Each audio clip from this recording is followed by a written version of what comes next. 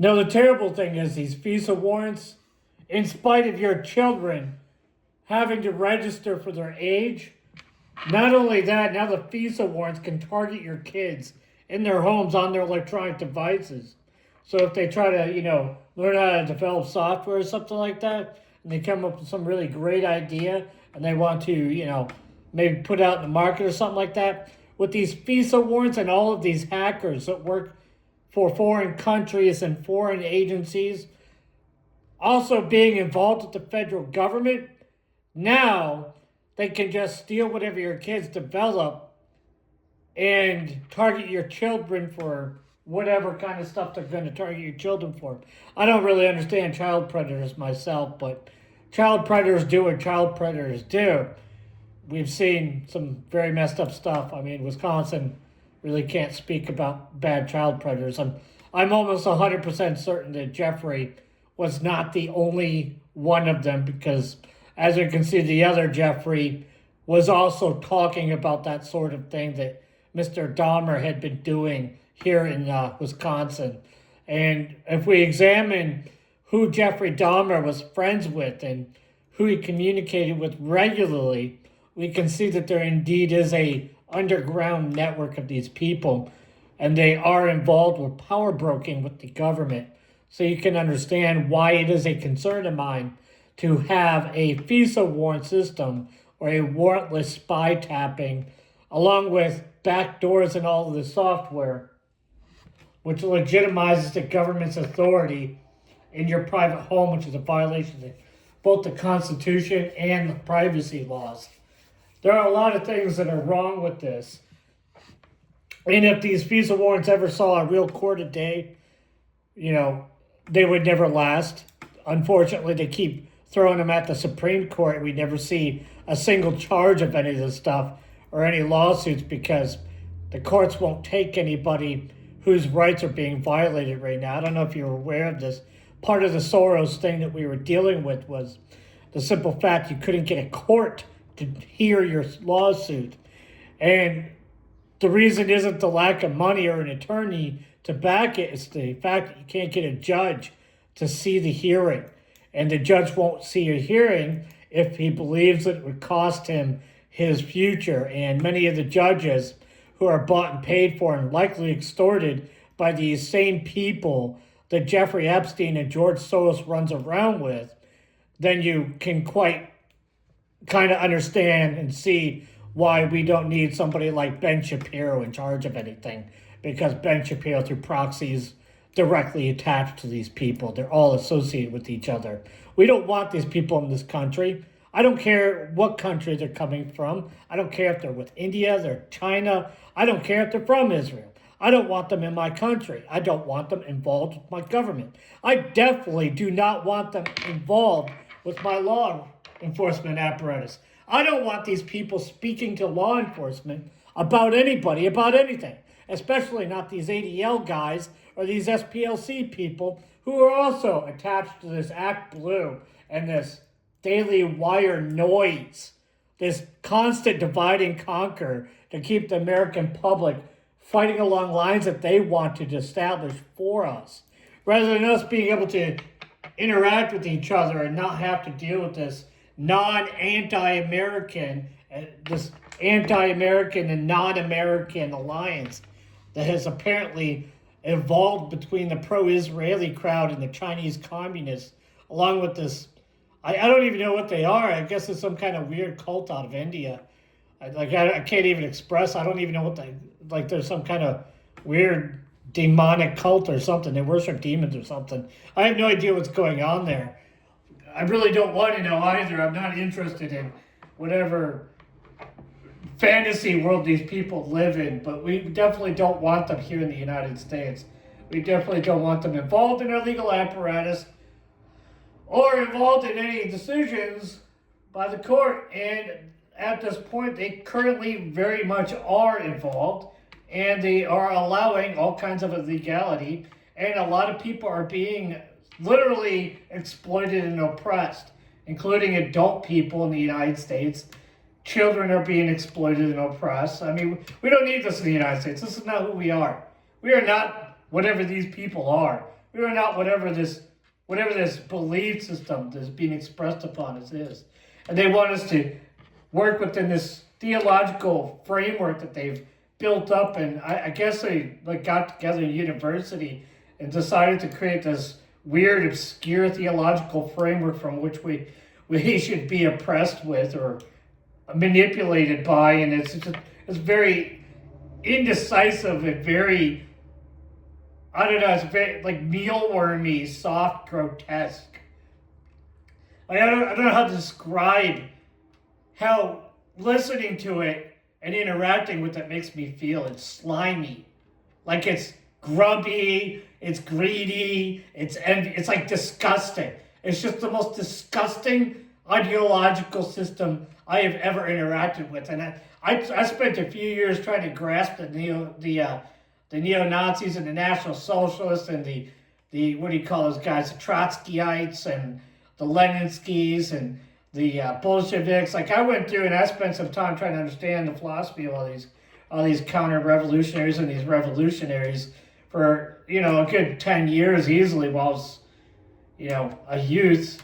And this ideology that grew out of the universities in the United States this is not American. I don't know if this came out of Australia, some think tank in China or Israel or India or something. Like this is out of a think tank. This stuff is complete nonsensical bull. I'm not going to say that word because I want it to be a little family friendly. But this is like the most disgusting mealwormy, grubby, maggot infested, nonsensical ideology that has no point. It's just its entire purpose is to keep you confused because you speak the English language, and in whatever language it came from, it actually makes sense in their crazy, ridiculous ideological religion or whatever they have going on over there. Or the fact that the people over there are so obscurely, not exactly in Western standard IQ level, and so nobody understands it. So it just ends up being a bunch of piled up grubworm nonsense, maggot infested fecal matter that gets like pushed together and thrown at a wall like a church called the Unitarian Church. And it's just interacting with this mess of stuff. It's it's just like it makes me want to like peel my skin off. Like I can't shower enough to get the feel off of me. Like I want to like cut my head open and scrub my brain with an old toothbrush to get it clean like it were a rifle because of how grubby this makes me feel interacting with the people who believe in this stuff and people who push this ideological. It's not even, they're like, oh, opiate, religion's the opiate of the masses. Like, this isn't even an opiate of the masses. This is some kind of ideological, like a brain, like there's a programming language that if you know, like it's called brain, and this was like one of those psychological brain, and it just, when you interact with these people, like there's no way to interact because there's no consistency. It's just, they're all over the place, and it's intentional because they know you can't argue against literally nonsense. And violence is the only solution that they have because their ideological framework just doesn't exist. There's nothing there. You push upon it and you can feel the squish. Like it just squishes. And it squishes until your whole arm is enveloped. And now you're stuck in an argument with whatever goonness it is. And you just can't do anything about it. I grew up doing a lot of mathematics. I was in advanced placement stuff, a lot of science, and a lot of rhetoric and programming stuff, programming languages, many of them. And now it's like I interact with these people, and I have never experienced anything like this in my life, but until I realized who they were, and then I was like, there's no way these people are here for good reasons, because like I said, I've never experienced this before until I went over to Asia and started interacting with actual Asians, not like Asians of good quality we're talking about people that are basically terrorists. They, their ancestors, they were involved with all kinds of terrorist bombings, kidnappings. They traffic humans and stuff like that. I did a lot of interacting with those people over there because I didn't quite understand what their complaint was, and I realized that their complaint didn't exist. It was just they were stupid, poor, and they were being manipulated by somebody else who had more money, and that was like the entire crux of the issue. There's nothing there other than money, and that's the only goal that they have, is to obtain currency. Unfortunately, they don't understand currency beyond a conceptual level because they have never experienced true wealth, so they don't know the currency has a lifespan. They don't know that currency is essentially alive, and it's either has value or it doesn't have value. So there's no way to interact with them at a level where they could understand economics because they never developed a framework for understanding that economics is even a thing. Because there are about half the planet's human population has literally no concept of economies of scale, economics, or anything else. Like, even if you tell them this stuff, they won't understand it because they don't produce anything. Like, there's no production going on. Like, they're basic sustenance, they're like basic survival type of people. Like, they live out in the brush. Like, they don't have clothing most of the time. And so about half the planet is living like that. And we're living next to them, and they're trying to steal from us because they see what we have. And they think we stole it from somebody because they just simply do not understand the concept of manufacturing. They don't understand economics at all. Like, because they just they have no concept of what an economy is or how things are produced. They just don't know anything. And I don't know if it's because their IQ is too low or because they grew up and live out in the middle of nowhere with nothing around them, but you can't interact with these people and expect a fair deal at any point in time. They're never going to treat you fairly. Because if you walk over there and you're, a smooth hand working on computers all day like the rest of us do, like civilized human beings do, they're not a smooth hand. They're going to take from you. And that's the mentality when you do teach them how to do stuff. You can't put them in your tech sector. Do you understand? You cannot put them in the tech sector because one simple reason: they will steal and break everything. They will steal and break everything. Stop putting them in the tech sector. Make them cut grass like everybody else started. Make them do agriculture.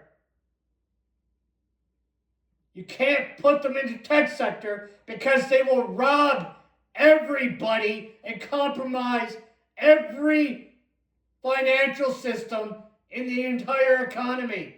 Stop doing it.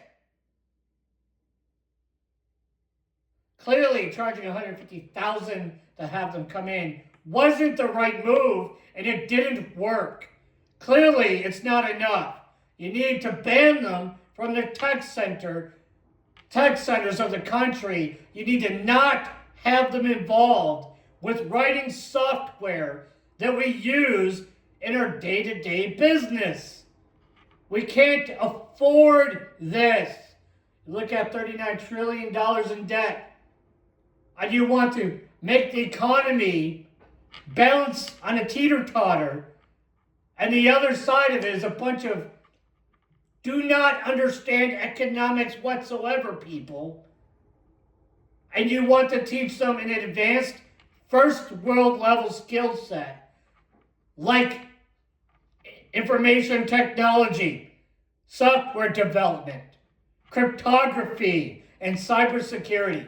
This is a terrible, terrible idea, especially if you don't just want to teach it to them, but you want to put them in corporations where they're vital or connected directly to vital packages used by the vast majority of the industry.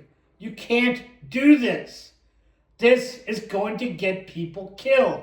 This is going to cost us billions and billions of dollars into the future. We've already seen it cost us billions of dollars in the past.